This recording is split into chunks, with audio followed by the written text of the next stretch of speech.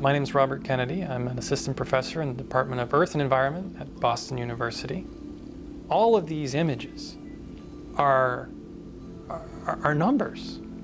Now we can display them on a monitor as different colors, but what we work with analytically are the numbers themselves. When we're looking at how processes affect landscapes, you need to understand how the processes unfold over time. Hindsight's 20/20. Landsat gives you that hindsight. In the Pacific Northwest, known for its timber, right, for producing lumber. So you've got a stable forest, and it looks kind of the same to the satellite over time. Then you come along, cut down all the trees, boom, it's a lot brighter. And so you can think of subtracting one part of the information. And the other thing is that you've revealed something new, which is the soil, the rocks. We added this soil in there, this signal that it sort of bursts out at you like a flag.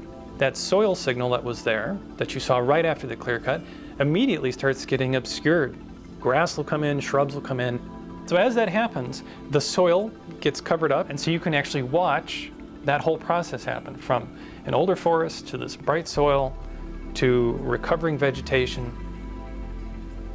So the progression in the bark beetle is we have a fairly stable lodgepole forest. There'll be sort of an explosion, an epidemic of these beetles. Our color scheme kind of goes from stable forest, which is in tones of blue, this bright red coming from the soil and from branches and things that are revealed when the trees lose their needles and when the needles change color.